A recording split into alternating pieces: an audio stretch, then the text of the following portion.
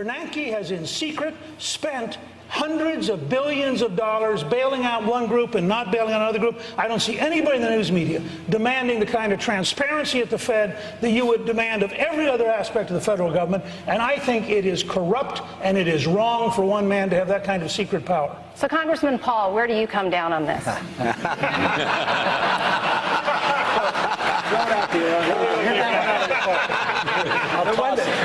One thing I might say that we have made some inroads on the Federal Reserve.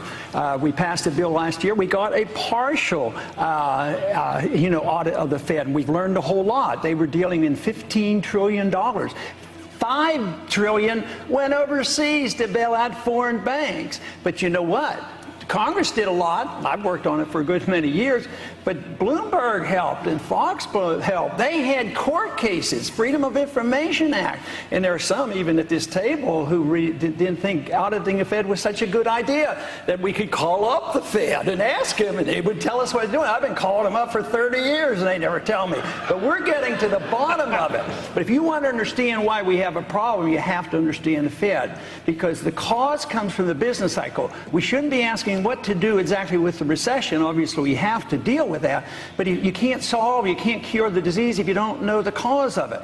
And the cause is the booms. When there are booms, and they're artificial, whether it's the CRA or whether it's the Fed easy credit, when you have bubbles, whether it's the NASDAQ or whether it's the housing bubbles, they burst. And when they do, you have to have corrections, and that's what we're dealing with. And we can do this by building coalitions and not sacrificing any principles. Juliana?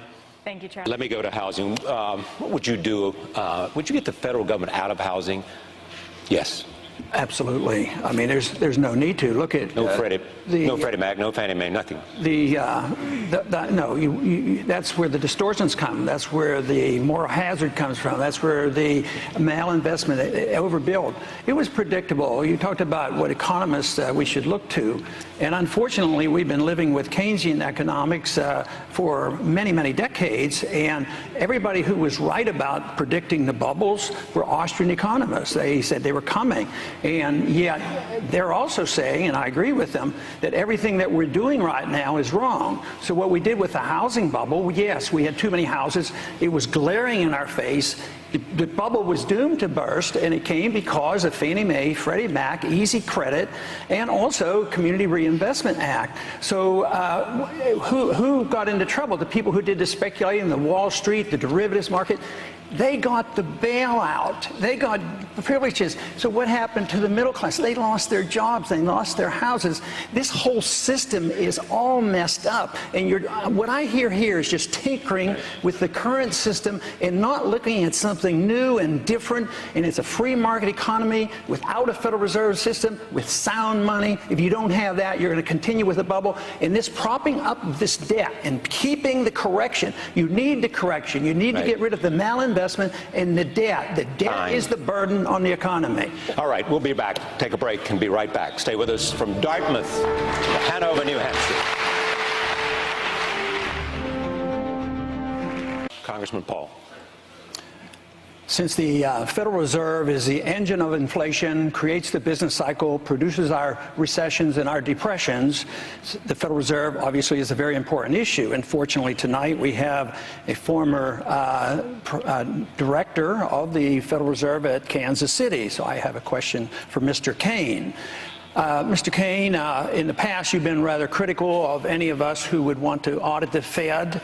You said you've used pretty strong terms that we were ignorant and that we didn't know what we were doing, and therefore there was no need for a Fed audit anyway, because if you had one, you're not going to find out everything because everybody knows everything about the Fed.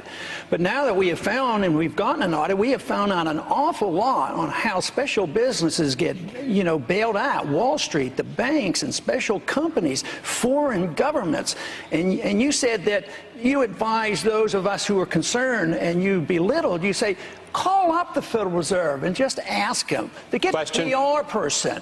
So do you still stick by this, that this is this is frivolous, or do you think it's very important? 64% of the American people want a full audit of the Fed on a regular basis. Mr. Kaine. First of all, you have misquoted me. I did not call you or any of your people ignorant. I don't know where that came from. I'll get it for you. All right? Now, so you got to be careful of the stuff that you get off the internet, because that's just not something that I have said. Secondly, when I served on the board of the Federal Reserve in the 1990s, we didn't do any of the things that this Federal Reserve is doing. I don't agree with the actions of this Federal Reserve. I don't agree with the actions that have been undertaken by Ben Bernanke. We didn't have a $14 trillion national debt to prop up with some of the actions that they're taking. And I have also said, to be precise, I do not object to the Federal Reserve being audited. I simply said, if someone wants to initiate that action, go right ahead. It doesn't bother me. So I've been misrepresented in that regard.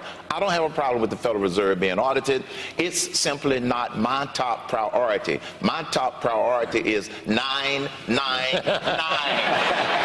Jobs, jobs, jobs. Governor Perry.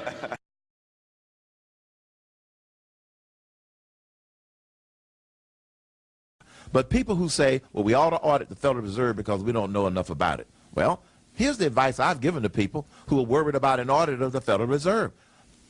Call them up and ask them if you can stop by and have one of their PR people or one of their public relations people explain to you how the Federal Reserve operates.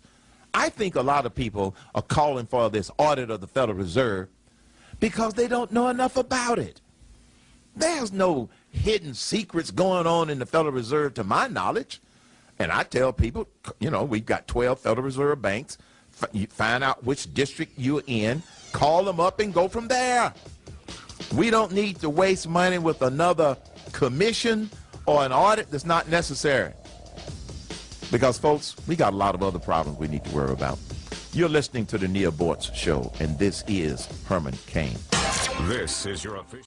Mr. Cain, you disapprove of Fed Chairman Ben Bernanke, and we all know that your priority is 999. But one of the most important appointments that you're going to have to make your first year, should you be president, would be Fed Chairman. So which Federal Reserve chairman over the last 40 years do you think has been most successful and might serve as a model for that appointment? Alan Greenspan. Why? Because that's when I served on the board of the Federal Reserve in the early 1990s. And the way Alan Greenspan oversaw the Fed and the way he coordinated with all of the Federal Reserve banks, I think that it worked fine back in the early 1990s. Now, on that same point, I have already identified two candidates, which I cannot give their names, to replace Mr. Bernanke in anticipation of having that responsibility. We must narrow the mission of the Fed first. I don't believe in ending the Fed. I believe we can fix the Fed by getting their mission refocused on monetary price stability, and I have candidates in mind that will help us do. So you have two appointments waiting in the wings for 2013, for that when his Yes. term is up 2014. Yes, I have two candidates waiting in the wings. How about a hint? To take that job. I got to keep them confidential. Okay, Congressman Paul. Spoken like a true insider. No, Alan Greenspan was a disaster.